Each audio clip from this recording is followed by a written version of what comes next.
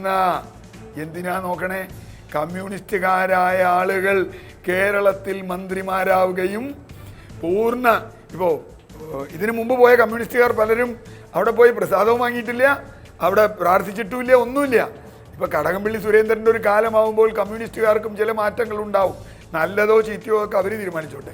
മുമ്പ് കമ്മ്യൂണിസ്റ്റുകാർ ഒരു മടിയുമില്ലാതെ ഒരിക്കലും ഒരു ആചാരത്തിലും പങ്കെടുക്കാതെ ശബരിമലയിൽ ദേവസ്വം മന്ത്രി എന്ന നിലയ്ക്ക് തന്നെ പോയി അവിടെ കാര്യങ്ങൾ നടത്തി ഞാൻ കണ്ടിട്ടുണ്ട്.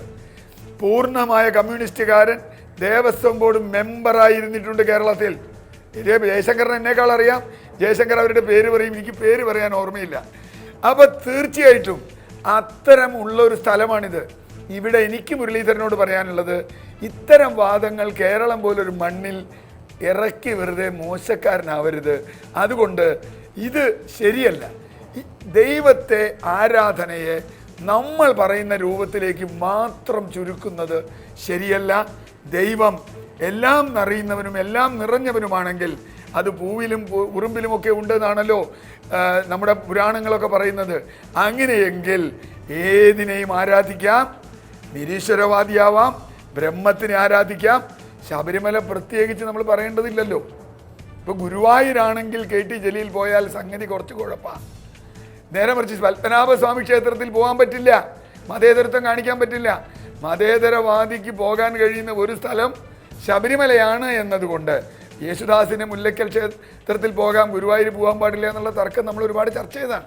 അതുകൊണ്ട് ബഹുമാനപ്പെട്ട മുരളീധരൻ എന്ന് പറയുന്ന അത്യുന്നതനായ രാഷ്ട്രീയ നേതാവ് ഇത് കഴിയുമ്പോൾ വേണു പറഞ്ഞ പോലെ ഇനി അധികമൊന്നും കാത്തിക്കേണ്ട കാര്യമില്ല. ഇതിൽ ഞാനൊരു തെറ്റിദ്ധാരണയുടെ പുറത്തൊരു പോസ്റ്റ് ഇട്ടതാണ് എന്ന് പറയാം. പക്ഷേ ഇവിടെ ഒരു കുഴപ്പമുണ്ട്. MN വിജയൻ മാഷ് പറഞ്ഞ പോലെ ചോദ്യം ചോദിച്ച കുട്ടിയെ ക്ലാസ്സിൽ നിന്ന് പുറത്താക്കിയാലും ചോദ്യം ക്ലാസ്സിലുണ്ടാവും. മുരളീധരൻ ഉയർത്തിയ അപകടത്തിൻ്റെ ജ്വാല ഇവിടെ ഉണ്ടാവും. അതുകൂടി നമ്മൾ മാറ്റണം. അപ്പോൾ മാത്രമേ ഇതിൻ്റെ പൂർണ്ണമായ, കാരണം അല്ലെങ്കിൽ എന്ത് പറ്റുമ്പോൾ കനൽ അവിടെ കിടക്കും. ശരി, ഞാൻ ഇടപെടുകയാണ്. എനിക്ക് അഡ്വക്കേറ്റ് ജയശങ്കറിലേക്കും പോകണം. അഡ്വക്കേറ്റ് ജയശങ്കർ, ഇവിടെ നാം മുരളീധരനോട് പറയുകയാണ്, മന്ത്രിയാണ്, ചുമതലകളുണ്ടായിരുന്നു, അത് നിർവഹിക്കാനാണ് അദ്ദേഹം പോയത്. അതുകൊണ്ട് ശ്രീ മുരളീധരൻ ശരിയല്ലേ ജലീൽ ചെയ്തത്? 2, അദ്ദേഹം വിശ്വാസിയാണ്, അദ്ദേഹം വാവരുപള്ളിയിൽ പോയി വിശ്വാസി ചെയ്യുന്ന കാര്യങ്ങളെല്ലാം ചെയ്തല്ലോ. പിന്നെ മതേതരവാദിയായതുകൊണ്ട് മറ്റൊരു വിശ്വാസ സമൂഹത്തിൻ്റെ രീതികളോടും സഹകരിക്കുകയുണ്ടായല്ലോ. അതുകൊണ്ട് ശ്രീ മുരളീധരൻ അതും ജലീൽ ചെയ്തത് ശരിയല്ലേ?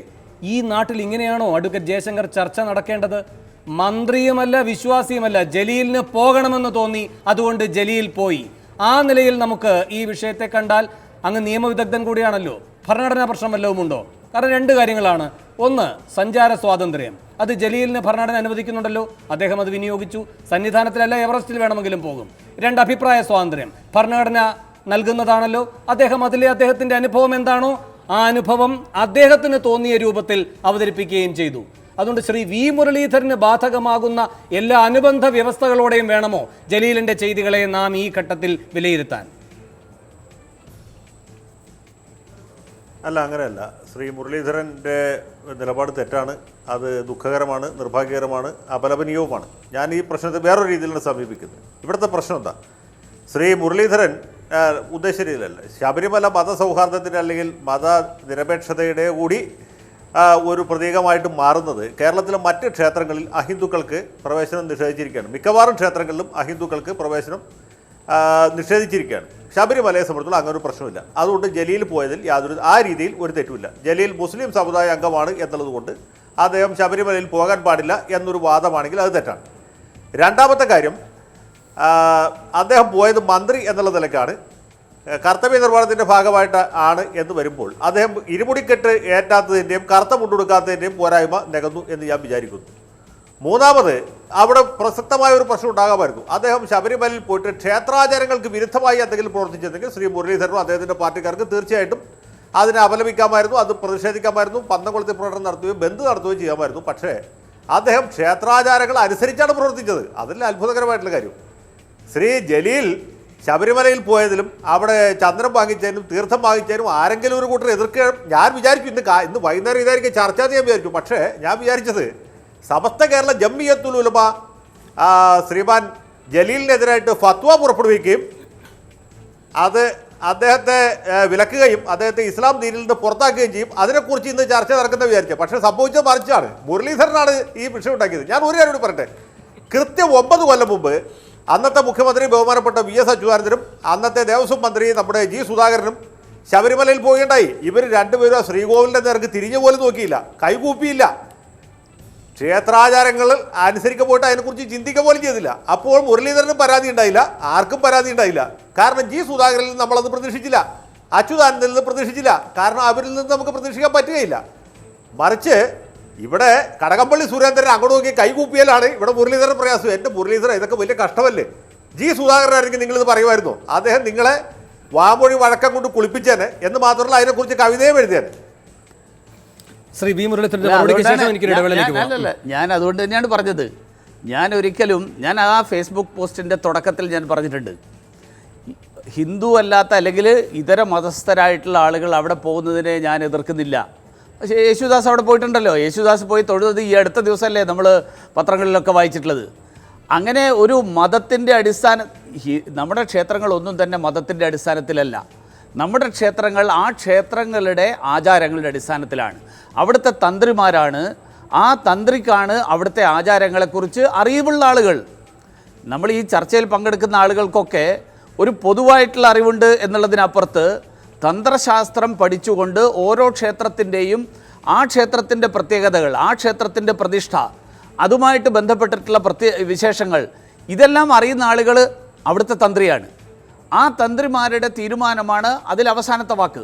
അതുകൊണ്ട് ശബരിമല ക്ഷേത്രത്തെക്കുറിച്ച് പറയുമ്പോൾ ശബരിമല ക്ഷേത്രത്തിൽ മതവിശ്വാസം ഒരു തടസ്സമല്ല. പക്ഷേ അയ്യപ്പനിൽ വിശ്വാസം വേണം. എനിക്ക് അയ്യപ്പനിൽ വിശ്വാസമില്ല, ഞാൻ ഭരണപരമായിട്ടുള്ള കാര്യങ്ങൾക്ക് വേണ്ടിയല്ല പോയത് എന്ന് പറയുമ്പോൾ പിന്നെ ഫോട്ടോ എടുക്കാനാണോ പോയത് എന്നുള്ള ചോദ്യം ചോദിക്കുന്നതിൽ എന്താ തെറ്റ്? അല്ലല്ല, ഭരണപരമായ കാര്യങ്ങളുണ്ടെന്ന് അങ്ങേക്ക് ഇപ്പോൾ ബോധ്യപ്പെട്ടല്ലോ. ഇല്ല, ഭരണപരമായിട്ടുള്ള പ്രത്യേകിച്ച് ഒരു റോളും ഒന്നും ഉണ്ടായിരുന്നില്ല എന്ന് ആ പറയുന്നത് ദിവസം ഉണ്ടായിരുന്നില്ല. ആ ദിവസം അല്ലല്ല, ഭരണപരമായിട്ട് നടന്ന ഞാൻ മുഴുവൻ പറയാമെന്ന് അദ്ദേഹം അത് കഴിഞ്ഞിട്ട് വീണ്ടും വിശദീകരിച്ചല്ലോ. ഇന്ന് അദ്ദേഹം വിശദീകരിച്ചത് ഭരണപരമായ കാര്യമല്ല. അദ്ദേഹം പറഞ്ഞത് മതസൗഹാർദ്ദ കേന്ദ്രം ആയതുകൊണ്ടാണ് പോയത്. അതെന്തോ ആകട്ടെ, അദ്ദേഹം അതിനർത്ഥം തന്നെ അപ്പൊ അതിൽ നിന്ന് ആ ഉദ്ദേശം എന്താണെന്ന് വ്യക്തമായില്ലേ? പമ്പയിൽ അവലോകന യോഗത്തിൽ ശബരിമല ക്ഷേത്രങ്ങൾ നമ്മുടെ പമ്പയിൽ അവലോകന യോഗത്തിൽ KT ജലീൽ പങ്കെടുത്തത് എന്തിന്? അവലോകന യോഗത്തിൽ പങ്കെടുക്കാം. ഭരണപരമായ ഇപ്പൊ ഭാഗമായി ജയശങ്കർ പറഞ്ഞല്ലോ, ഭരണപരമായിട്ടുള്ള ചുമതല നിർവഹിക്കാൻ വേണ്ടി G സുധാകരനും VS അച്യുതാനന്ദനും പോയപ്പോൾ ഞങ്ങളാരും പറഞ്ഞിട്ടില്ലല്ലോ അതിൽ തെറ്റാണെന്ന്. കാരണം അവർ മുഖ്യമന്ത്രി എന്നുള്ള നിലയിലും ദേവസ്വം മന്ത്രി എന്നുള്ള നിലയിലും അവർക്ക് പോകാം. ഇപ്പോൾ ഈ അടുത്ത കാലം വരെ ശബരിമല ഇപ്പോൾ നമ്മുടെ പ്രയാർ ഗോപാലകൃഷ്ണന് മുമ്പേ ദേവസ്വം ബോർഡ് പ്രസിഡൻ്റായിരുന്ന ആൾ കമ്മ്യൂണിസ്റ്റുകാരനായിരുന്നു. അദ്ദേഹം അവിടെ പോയി തൊഴുതോ തൊഴുതില്ലയോ എന്നുള്ളത് ഞാൻ നോക്കിയിട്ടില്ല. ഇനി അഥവാ തൊഴുതു എന്നിരിക്കട്ടെ, അദ്ദേഹം ഭക്തനായതുകൊണ്ട് തൊഴുതിട്ടുണ്ടാകാം. ഞാൻ ചോദിക്കുന്ന ചോദ്യം, എൻ്റെ ചോദ്യം, ശബരിമല ക്ഷേത്രങ്ങൾ എനിക്ക് പായസം കുടിക്കാൻ പോകാം എന്ന് പറഞ്ഞു കഴിഞ്ഞാൽ പായസം കുടിക്കാൻ നിങ്ങൾക്ക് കൗണ്ടറിൽ പോയിട്ട് വഴിപാട് ഷീട്ടാക്കിയിട്ട് പായസം വാങ്ങിയാൽ മതി. അകത്ത് പോയി നിൽക്കേണ്ട കാര്യമില്ലല്ലോ. ഞാൻ ആചാരങ്ങളൊന്നും പാലിക്കാൻ തയ്യാറല്ല. ക്ഷേത്രങ്ങൾ എല്ലാവർക്കും കയറി ഇറങ്ങാൻ പറ്റുന്ന സ്ഥലങ്ങളാണ് എന്ന് ഉള്ള ഒരു രീതിയിലേക്ക് മാറ്റുന്നതിനെ ആ ക്ഷേത്രത്തിൻ്റെ പരിശുദ്ധി നിലനിർത്തുന്നതിന് ഓടുള്ള വിയോജിപ്പും അതിനോടുള്ള ബഹുമാനമില്ലായ്മയുടെയും സൂചനയായിട്ട് കണക്കാക്കും. ഇവിടെ ആരെങ്ങനെ ചെയ്തു? ജലീൽ ചെയ്തോ? ഞാൻ പറഞ്ഞത് ജലീൽ, കടകംപള്ളി ചെയ്തോ? ഞാൻ CR നീലകണ്ഠൻ പറഞ്ഞല്ലോ പായസം കുടിക്കാൻ വേണ്ടിയിട്ടും അവിടെ പോവാൻ. ശരി, അത് CR-നുള്ള മറുപടി. പക്ഷെ ഇതൊക്കെ അല്ലല്ല, CR പറഞ്ഞോളൂ. അല്ല, ഒരു കാരണവശാലും അമ്പലത്തിലെ ആചാരം തെറ്റിച്ചു പോകണമെന്നല്ല പറഞ്ഞത്. ആചാരം അനുസരിച്ച് തന്നെയാണ് പോകുന്നത്. ചെരുപ്പിടാൻ പാടില്ലെങ്കിൽ ചെരുപ്പിടാൻ പാടില്ല, മുണ്ടുടുക്കാൻ മുണ്ട് ഉടുക്കണമെങ്കിൽ മുണ്ടുടുക്കണം. ഇപ്പോൾ പത്മനാഭ സ്വാമി ക്ഷേത്രത്തിൽ ഞാൻ പോയാൽ മുണ്ടുടുത്ത് തന്നെ പോകാൻ പറ്റൂ, അത് അദ്ദേഹത്തിന് അറിയാലോ. ഇപ്പോൾ ഗുരുവായൂർ ക്ഷേത്രത്തിൽ ഷർട്ട് ഊരിയേ പോകാൻ പറ്റൂ, അങ്ങനെ തന്നെ പോയിട്ടുള്ളൂ. പക്ഷേ ഞാൻ പറയുന്നത്, അവിടെ പോകുന്ന ആൾ എന്തിനു പോയി എന്ന വാദം ഉന്നയിക്കാൻ ഒരാൾക്കും അവകാശമില്ല. പല രൂപങ്ങളുള്ളത്. ഞാൻ ചെയ്തത് ഇങ്ങനെയാണെങ്കിൽ അത് തന്നെയാണ് അതിനോട് ഞാൻ യോജിക്കുന്നില്ല എന്ന് പറയാൻ എനിക്ക് അധികാരമുണ്ട്. ഡോക്ടർ ഫസൽ ഗഫൂർ താങ്കൾ എന്നാണ് പറയാൻ വന്നത്. എനിക്ക് വേഗം ഒരു ഇടവേളയിലേക്ക് പോകണം. അതിന് ചോദിച്ചോളൂ. അല്ല, ഈ ഭക്തിയുടെ കാര്യം മുരളീധരൻ പറഞ്ഞുകൊണ്ട് ഞാൻ പറയണം, ഇതിലൊരു വൈരുദ്ധ്യം പറഞ്ഞുതരാം. ഇപ്പോൾ ഉദാഹരണം നമ്മൾ നേരത്തെ വസുന്ധര രാജ അജ്മീറിൽ പോയി എന്ന് പറയുന്നു. ഹാജി അലിയിലും എല്ലാ സ്ത്രീകൾക്കും അനുവാദം കൊടുക്കാം എന്ന് തീരുമാനം സുപ്രീം കോടതി വഴി ആകുന്നു. അവിടെ ഒരു തമാശയുണ്ട്. ഞാൻ ഇതിലൊന്നും വിശ്വസിക്കുന്നില്ല. ഞാൻ ഈ കബറിൽ പോകുന്നതിനെതിരാണ്. അതിൽപ്പെട്ട വിഭാഗങ്ങളിൽപ്പെട്ടാണ് കേരളത്തിലെ മുജാഹിദ് ജമാഅത്ത് വിഭാഗങ്ങൾ അതിനെതിരാണ്. അപ്പോൾ ഒരു മതത്തിൻ്റെ ഉള്ളിൽ തന്നെ 2 തരത്തിലുള്ള വിഭാഗങ്ങളുണ്ട്. അതേസമയം ഞങ്ങൾ ആരും നിഷേധിക്കുന്നില്ലല്ലോ. ഞങ്ങളവിടെ പോകുന്നതിന് ആരും നിശ്ചയിക്കുന്നത്, ഞങ്ങളതിൽ വിശ്വസിക്കുന്നില്ല. ഞാൻ നേരത്തെ ശ്രീ നീലകണ്ഠൻ പറഞ്ഞ മാതിരി, ശ്രീ നീലകണ്ഠൻ പോയ മാതിരി ഞാൻ തഞ്ചാവൂരിൽ പോയിട്ടുണ്ട്. അതേമാതിരി ഞാൻ കവാലി പാടാനായിട്ട്, ഞാൻ അത്യാവശ്യം പാടുന്ന കൂട്ടത്തിലായതുകൊണ്ട് കവാലി പാടാനായിട്ട് ആചാര്യയിൽ ആ കടപ്പ് തീരത്തിൻ്റെ അടുത്ത് ഞാൻ പാട്ട് പാടുന്നു. അപ്പോൾ ഒരു ക്ഷേത്രത്തിൽ പോകുന്നതിനെ പബ്ലിസിറ്റി ആയിട്ട് എടുക്കാൻ പാടില്ല. ഞാൻ രാമജന്മഭൂമി ക്ഷേത്രത്തിൻ്റെ ഉള്ളിൽ പോയിട്ടുള്ള ഒരു മുസ്ലിം ആ ധൈര്യമില്ലാത്ത കാലത്ത് സംഘപരിവാർ അത് അടിച്ചു തകർത്തപ്പോൾ ഞാൻ ധൈര്യപൂർവ്വം ഞാനും എൻ്റെ ഭാര്യയും കൂടെ അതിൻ്റെ ഉള്ളിൽ രാമലാലയുടെ ബിംബത്തിൻ്റെ മുന്നിൽ കൂടെ പോയിട്ട് പോലീസുകാരൻ എന്നെ പിടിച്ചിട്ട് പറഞ്ഞെന്താ അറിയോ, പ്രണാം കരോ എന്നാണ് പറഞ്ഞത്. അയാൾ നോക്കിയപ്പോൾ ഞാൻ തൊഴുന്നില്ല, ഞാൻ രാമലാലയുടെ എന്ത് ബിംബമാണ് അവിടെ കൊണ്ടുവന്ന് സംഘപരിവാർ പ്രതിഷ്ഠിച്ചതെന്ന് കാണാൻ വേണ്ടി പോയതാ, അല്ലാതെ രാമൻ്റെ ഭക്തനായിട്ട് പോയതല്ല. ആ ഒരു ചരിത്ര സംഭവം എന്താണെന്ന് അവലോകനം ചെയ്യാനും അവിടെ നിന്ന് ഞാൻ ഫോട്ടോകൾ എടുത്ത് കൊണ്ടുവരികയും ചെയ്തിട്ടുണ്ട്. അപ്പോൾ ഇതൊക്കെ നമ്മുടെ സമ്മിശ്ര സംസ്കാരത്തിൻ്റെ ഭാഗമായിട്ട് ഇനി ഒരു കാര്യം കൂടെ പറഞ്ഞുകൊണ്ട് അവസാനിപ്പിക്കുക.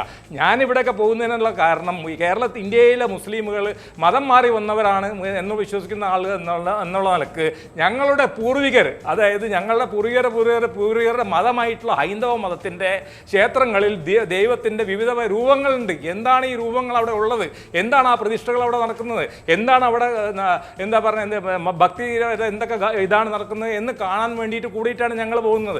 ഞങ്ങൾ ദൈവവിശ്വാസികൾ തന്നെയാണ്.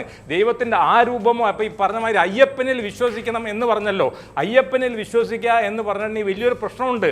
എന്താണെന്ന് വെച്ചിട്ടുണ്ടെങ്കിൽ അത് ദശാവതാരത്തിൽ പെടുന്നുണ്ടോ? ഇല്ലല്ലോ. അപ്പോൾ അങ്ങനെ വരുമ്പോൾ നോർത്ത് ഇന്ത്യയിലുള്ള ആൾക്കാർ വിശ്വസിക്കുന്നുണ്ടോ? ഇല്ല. എന്ന് തൊട്ടിട്ടാണ് ആന്ധ്രയിലെ ആൾക്കാർ ഇവിടെ വന്നു തുടങ്ങിയത്. അപ്പോൾ ഇതൊക്കെ ഭയങ്കര വിശാലമായിട്ടുള്ള ഒരു ക്യാൻവാസിൽ കാണേണ്ട കാര്യങ്ങളെ വളരെ ഇടുങ്ങിയ ഇതോടുകൂടി കമ്മ്യൂണിസ്റ്റുകാരൻ അങ്ങോട്ട് പോകാൻ പാടില്ല, മുസ്ലിം പോകാൻ പാടില്ല, ഇയാൾ പഴയ സിമ്മിക്കാരനാണ് എന്നൊക്കെ പറയുന്നത് തെറ്റാണെന്നാണ് എൻ്റെ അഭിപ്രായം. ശരി, ഈ അതിഥികളിലേക്ക് വീണ്ടും എത്താം ഇടവേളയ്ക്ക് ശേഷം.